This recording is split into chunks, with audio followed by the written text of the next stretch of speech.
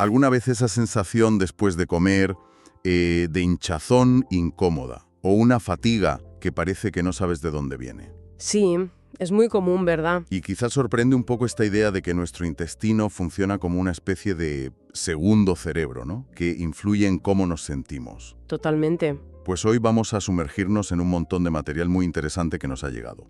Toca de todo: aceites, microbiota, dietas específicas como las de Signalet o Permuter. También Palmetti, Shelton y bueno, condiciones como el síndrome del intestino irritable, incluso enfermedades autoinmunes. Es un tema amplio. Exacto. La idea es intentar desentrañar un poco todo esto, entender mejor la salud intestinal, esa conexión intestino-cerebro de la que tanto se habla. Claridad, conocimiento práctico. Introducir esa noción de inteligencia digestiva, podríamos llamarla. Suena genial. Es como hacer de detective, ¿no? Conectar piezas de fuentes muy distintas. Dietas, bacterias, química corporal. Vamos a ver si le damos sentido. Pues sí, es una buena oportunidad para ver cómo conceptos de salud, que a veces se ven por separado, en realidad están íntimamente ligados. Vamos a descubrir que el intestino es mucho más que un simple tubo, ¿eh? Ajá. Y que su estado tiene un eco, en todo el organismo. Vale, pues entremos en materia. Empecemos por eso que suena casi a ciencia ficción, pero que es real. El intestino como segundo cerebro. ¿Qué significa eso exactamente? Pues nos referimos al sistema nervioso entérico, el SN. Es una red de neuronas increíblemente compleja. ¿Compleja cómo? Pues mira, tiene más neuronas que toda la médula espinal. Y está ahí en las paredes de nuestro sistema digestivo. Funciona con una autonomía sorprendente, casi como un cerebro independiente. Autores como Gershon, Matveikova o el propio Permuter lo describen así. Entiendo que controle la digestión, mover la comida y eso, pero ¿hasta qué punto influye más allá? ¿De verdad afecta al estado de ánimo? De forma muy, muy directa.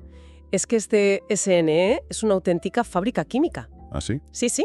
Produce, por ejemplo, entre el 80 y el 90% de toda la serotonina del cuerpo. Ostras, ¿tanta? Sí, la serotonina, ese neurotransmisor que asociamos al bienestar, ¿no? Pues la mayor parte se hace ahí abajo y también sintetiza otras moléculas que actúan sobre el cerebro. Por eso, claro, lo que pasa en el intestino influye en cómo nos sentimos, en nuestra respuesta al estrés, incluso en la calidad del sueño. O sea que las corazonadas o esos sentimientos viscerales tienen una base biológica real ahí. Pues podríamos decir que sí, que tienen mucho que ver. Es el cerebro intestinal procesando información del medio interno, ¿sabes? Y enviando señales. Es una forma de inteligencia corporal, muy conectada a nuestros instintos. Hay una comunicación constante entre los dos cerebros. Fascinante. Y este segundo cerebro no vive solo, claro. Convive con la famosa microbiota, un concepto del que se oye hablar por todas partes últimamente. Es que es fundamental. Permuter llega a decir que es casi como un órgano adquirido. Imagínate, hablamos de billones de microorganismos, bacterias, hongos, virus, que forman un ecosistema súper complejo y dinámico. ¿Y qué hacen exactamente todos esos bichitos? De todo. Son vitales. Nos ayudan a descomponer alimentos que nosotros solos no podríamos digerir. Fabrican vitaminas esenciales como la K y algunas del grupo B. Entrenan a nuestro sistema inmunitario. Entrenan. Sí, porque gran parte del sistema inmunitario reside ahí, en el intestino, y la microbiota le enseña a distinguir amigos de enemigos, a modular su respuesta. Además, como decíamos, también producen neurotransmisores.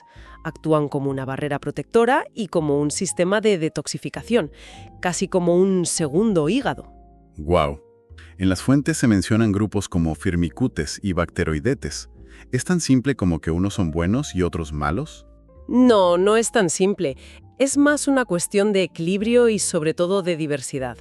Sí se ha observado, por ejemplo, que un desequilibrio con más firmicutes podría asociarse a una mayor extracción de energía de los alimentos y a veces se relaciona con la obesidad. Pero lo crucial no es demonizar a un grupo, sino mantener una gran variedad de especies en proporciones adecuadas. Una microbiota diversa es una microbiota fuerte, resiliente, es un pilar de la salud. ¿Y cómo conseguimos esa microbiota tan importante? ¿Nacemos con ella o...? Pues se establece principalmente durante el parto vaginal y con la lactancia materna. Son las vías naturales por las que la madre, siembra las bacterias beneficiosas iniciales en el bebé. Ah, claro. Pero es un ecosistema delicado, ¿eh? Factores muy comunes hoy en día, como las cesáreas, el uso de leche de fórmula en vez de la lactancia, el abuso de antibióticos y, de forma muy significativa, la dieta occidental moderna. Pueden alterar profundamente este equilibrio desde el principio.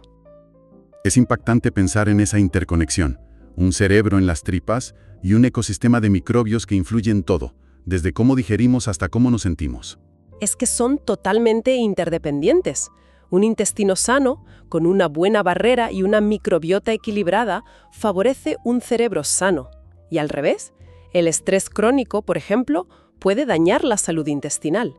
Cuidar este ecosistema interno es cuidar la salud general, mucho más de lo que pensábamos hace solo unas décadas. Y esto nos lleva directos a uno de los puntos clave que aparecen en muchas de estas fuentes, como Signalet, Palmetti, Perlmutter, el impacto de la dieta moderna.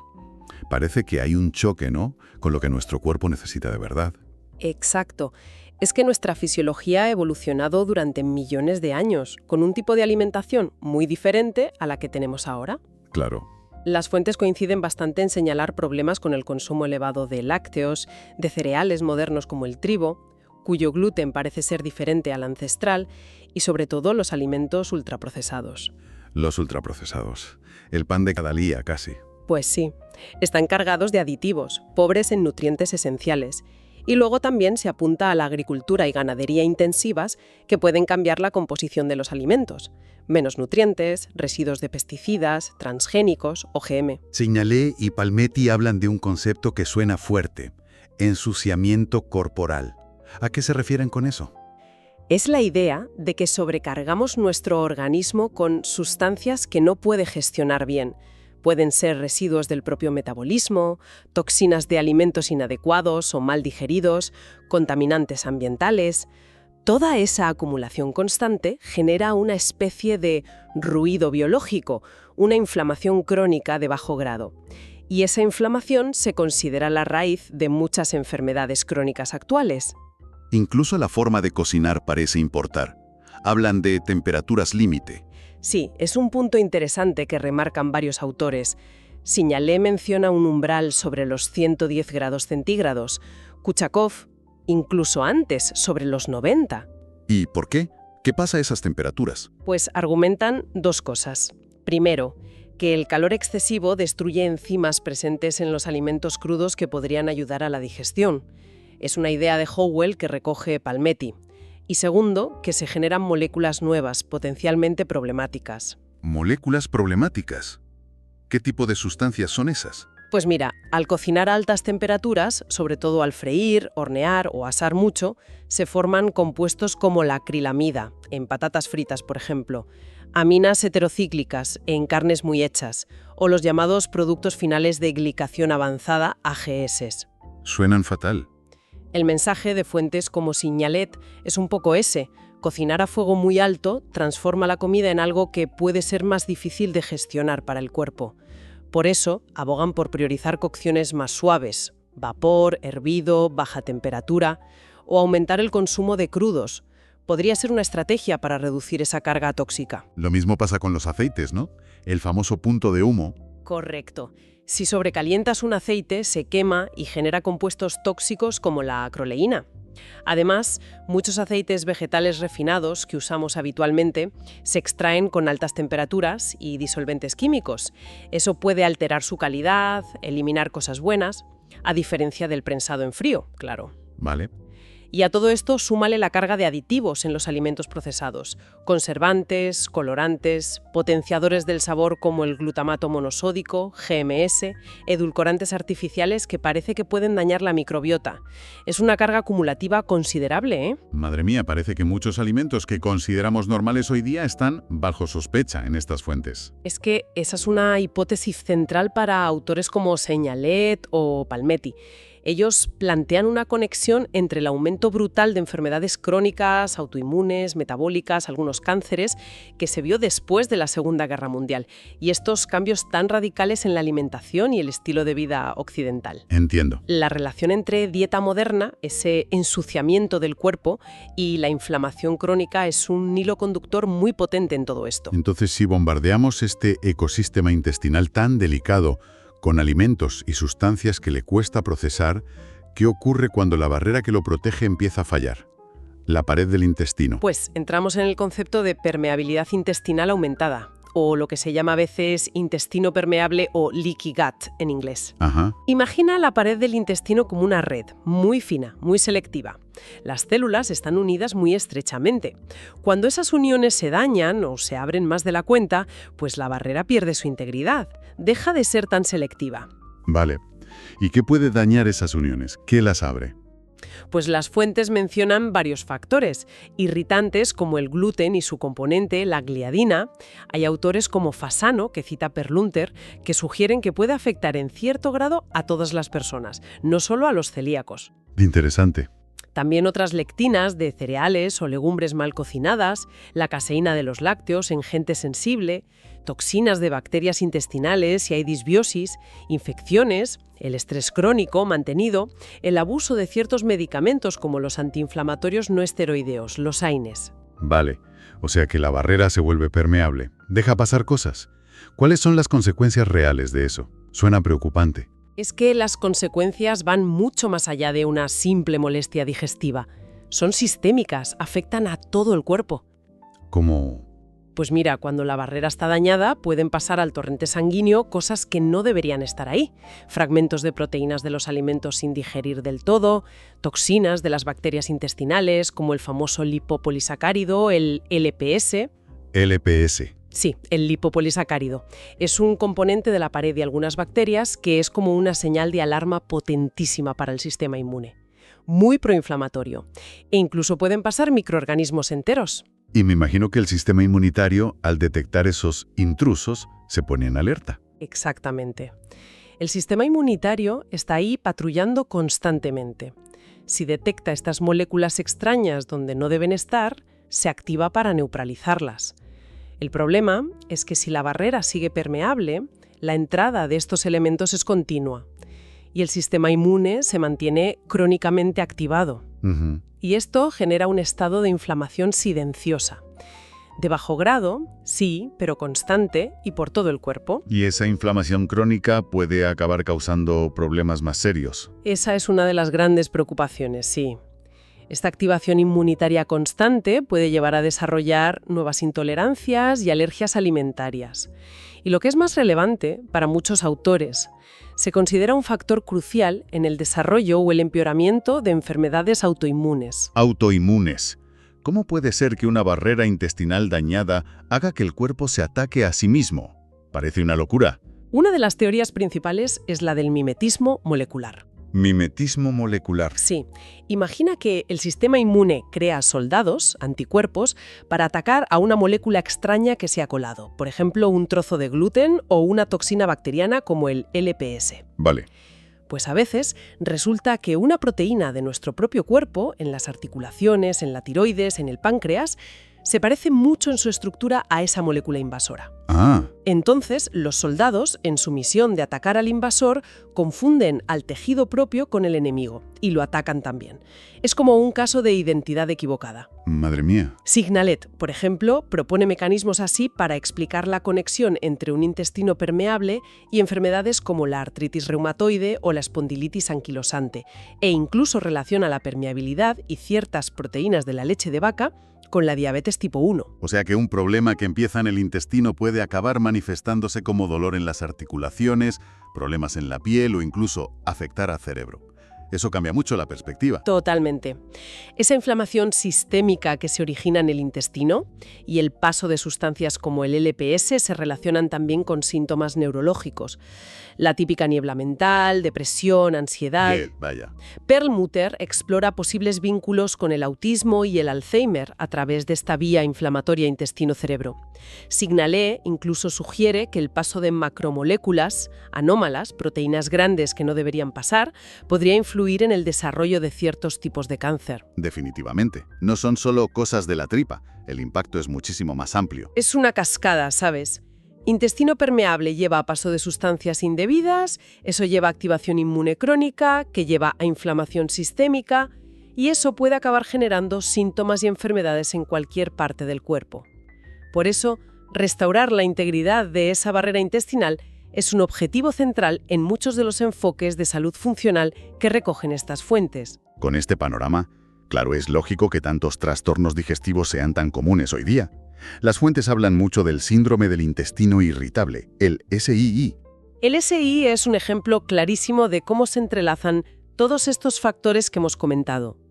Los síntomas son muy variados: dolor, gases, cambios en el ritmo intestinal, hinchazón, pero suelen relacionarse con una alteración del CNE de ese segundo cerebro. Ajá. También con hipersensibilidad visceral, con desequilibrios en la microbiota, disbiosis, con permeabilidad aumentada, con intolerancias alimentarias. El enfoque holístico que propone Matveikova, por ejemplo, va por ahí: buscar la causa raíz, personalizar la dieta, a veces usar hidroterapia de colon, probióticos, prebióticos y, muy importante, gestionar el estrés. Otro clásico es el estreñimiento crónico, que parece algo menor, pero puede ser muy molesto, más allá de la incomodidad que supone. Pues puede llevar a una reabsorción de toxinas que deberían eliminarse y afecta muchísimo la calidad de vida. Las causas son variadas: poca fibra, poca agua, sedentarismo, estrés, ignorar la señal de ir al baño. Matveikova incluso apunta a factores psicoemocionales, ¿sabes? Como temas de control, miedo, supresión. Curioso. La solución pasa por corregir hábitos, claro. Asegurar suficiente fibra, hidratación, moverse más. A veces se usa magnesio para ayudar, pero es clave no caer en la dependencia de laxantes irritantes, que a la larga pueden dañar la mucosa intestinal. También aparece el término SIBO. ¿Qué es exactamente? Suena a robot. Sí, SIBO son las siglas en inglés de sobrecrecimiento bacteriano en el intestino delgado. ¿Vale? Significa, básicamente, que hay demasiadas bacterias o del tipo incorrecto en una parte del intestino, el delgado, donde normalmente debería haber relativamente pocas. ¿Y eso qué provoca? Pues puede causar mucha hinchazón, gases, diarrea, mala absorción de nutrientes. El diagnóstico a veces es complicado y el tratamiento típico con antibióticos, aunque a veces es necesario para reducir la carga bacteriana, no siempre soluciona la causa de fondo. ¿Y cuál suele ser la causa? A menudo está relacionada con problemas de motilidad intestinal, o sea que el intestino no barre bien su contenido. Por eso, además de tratar el sobrecrecimiento, hay que enfocarse en mejorar esa motilidad, a veces con procinéticos naturales como la trífala y, por supuesto, con dietas específicas. ¿Y la candidiasis crónica es otro desequilibrio común? Hongos. Sí, un sobrecrecimiento del hongo Candida albicans. Normalmente vive en nuestro intestino en equilibrio con las bacterias, pero puede descontrolarse. ¿Por qué? Pues por factores como tomar muchos antibióticos que matan a las bacterias buenas que la controlan, o por dietas muy altas en azúcar y carbohidratos refinados, que son su alimento favorito. ¿Y qué síntomas da? La lista es verdísima y muy variada. Desde antojos irresistibles de dulce o pan, fatiga crónica, niebla mental, problemas digestivos, hasta infecciones vaginales recurrentes en mujeres, problemas de piel. Palmetti y Arponen lo citan como una consecuencia frecuente de la disbiosis general. Entendido. Hay una última teoría que mencionan las fuentes, la de la combinación de alimentos de Shelton. ¿En qué consiste eso brevemente? La idea básica de Shelton es que diferentes tipos de alimentos, como las proteínas, los almidones o los azúcares, requieren condiciones digestivas distintas en el estómago y el intestino. ¿Condiciones distintas? Sí. Por ejemplo, unos necesitan un ambiente más ácido, otros más alcalino, y usan diferentes enzimas. Shelton proponía que mezclar ciertos grupos en la misma comida, como la típica carne con patatas, o tomar fruta de postre justo después de comer. Lo que hace todo el mundo, vamos. Exacto. Pues él decía que eso dificulta la digestión, porque el cuerpo no puede crear las condiciones óptimas para todo a la vez. Y eso puede promover fermentación o putrefacción en el intestino, generando gases, toxinas y sobrecargando el sistema. Y es una idea que comparten todos estos enfoques que hemos visto. No necesariamente con el mismo énfasis. Mientras Shelton se centraba mucho en cómo combinar los alimentos que sí se comían, otros enfoques como el de Senyalet o Perlmutter ponen mucho más el acento en qué alimentos evitar directamente. Claro, el gluten, los lácteos, los procesados. Eso es. Se centran más en quitar los alimentos que consideran inflamatorios o irritantes para la barrera intestinal, independientemente de con qué los combines. Son quizás perspectivas complementarias sobre cómo optimizar la digestión. Una mira la combinación, otras miran más el tipo de alimento en sí. Entendido. A ver, con toda esta información que es mucha y muy densa, si alguien siente que su digestión no va bien, que tiene síntomas de estos, ¿cuáles serían los primeros pasos prácticos que sugieren estas fuentes? ¿Por dónde empezar? Pues aunque la personalización es clave, porque cada persona es un mundo, sí que hay como hilos comunes, ¿no? Un punto de partida que se repite mucho es reducir o eliminar los irritantes más frecuentes. ¿Cuáles serían? Los alimentos ultraprocesados, los azúcares añadidos y para mucha gente el gluten y los lácteos de vaca convencionales.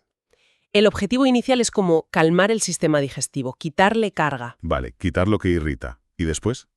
El siguiente paso lógico sería apoyar la propia función digestiva. A veces, si hay dificultades evidentes, se puede usar temporalmente alguna ayuda con enzimas digestivas. Luego, si se sospecha que la barrera intestinal puede estar tocada por la permeabilidad, Sí. pues es clave intentar reparar esa barrera. Aquí se menciona a menudo la L-glutamina, que es un aminoácido que sirve de comida para las células intestinales, o alimentos como el caldo de huesos, que es rico en colágeno y otros nutrientes reparadores. Reparar la pared. ¿Y la microbiota? Los bichitos. Fundamental. Hay que reequilibrar la flora intestinal. ¿Y cómo se hace eso? ¿Tomando pastillas de probióticos? Los suplementos de probióticos, que son las bacterias beneficiosas, y prebióticos, que es la fibra que alimenta a esas bacterias, pueden ser útiles en ciertos casos, sí. Pero una estrategia muy recomendada en casi todas las fuentes es incorporar alimentos fermentados naturales. ¿Cómo cuáles? Pues kefir, chucrut casero, yogur natural, si se toleran los lácteos, kimchi, kombucha. Son fuentes excelentes de probióticos vivos y también de enzimas. Y por supuesto, no olvidar la fibra de las verduras, las frutas, las semillas, que es el alimento principal de nuestras bacterias buenas. O sea, darles de comer bien. Exacto. Y finalmente, algo que a veces se olvida, pero es crucial: gestionar el estrés, por su impacto directo en ese eje intestino-cerebro del que hablábamos. ¿Hay algún alimento o suplemento estrella que se repita mucho como beneficioso en las distintas fuentes? Pues mira, varios. La fibra soluble, como el psyllium, la avena, si se tolera, muchas frutas y verduras, es esencial para la regularidad y para alimentar la microbiota. El magnesio, que ayuda con el estreñimiento y también relaja el sistema nervioso. Los probióticos y prebióticos, ya sea en suplemento o mejor aún, en alimentos fermentados. Y luego hay algunas hierbas específicas que se mencionan, como la trifala para ayudar a la motilidad intestinal de forma suave o el aloe vera por sus propiedades calmantes para la mucosa. La verdad es que ha sido un recorrido intenso, pero muy revelador. Empezamos con ese segundo cerebro en el intestino, algo que ya de por sí es alucinante. Y hemos visto la importancia vital de la microbiota, ese universo interior que tenemos y que hace tantísimas cosas por nosotros. Hemos tocado los desafíos que plantea la dieta moderna, ese concepto de ensuciamiento corporal, la inflamación silenciosa que puede generar. Y la cuestión crucial de la permeabilidad intestinal, que parece ser una puerta de entrada a problemas que afectan a todo el organismo, mucho más allá de la digestión. Explorando perspectivas diversas, desde las dietas de exclusión de Senyalet y Palmetti, la visión más integral de Matveikova, el enfoque en el microbioma de Perlmutter, hasta las reglas de combinación de Shelton. Un abanico de ideas para entendernos mejor por dentro. Yo creo que si hay un mensaje clave que resuena en todas estas fuentes es este. La salud intestinal es un pilar central, fundamental, del bienestar general. Totalmente. Y que aprender a escuchar las señales del propio cuerpo, desarrollar esa inteligencia digestiva y tomar decisiones conscientes sobre lo que comemos y cómo vivimos puede marcar una diferencia profunda. El equilibrio parece ser la palabra mágica, ¿no? Equilibrio en la microbiota, equilibrio en la dieta, ácido base, por ejemplo, equilibrio en el estilo de vida, incluyendo la gestión del estrés. Así es. Y mira, para terminar, una reflexión que a mí me parece que conecta todo esto. Si resulta que nuestros microbios intestinales, esos billones de seres que viven en nosotros, influyen tan directamente en nuestro estado de ánimo, en nuestra ansiedad, en nuestra claridad mental, Sí. ¿A dónde quieres llegar? pues que quizás cuidar de ese jardín interior, cultivar activamente nuestro ecosistema microbiano, no será una de las herramientas más poderosas que tenemos. No solo para la salud física, que también, sino para fortalecer nuestra resiliencia mental y emocional en este mundo tan complejo y exigente que vivimos. Es una idea potente, sí. Entonces, la pregunta para quien nos escucha podría ser: ¿qué pequeño gesto, por mínimo que parezca, podría hacer alguien hoy mismo para empezar a nutrir mejor ese jardín interior?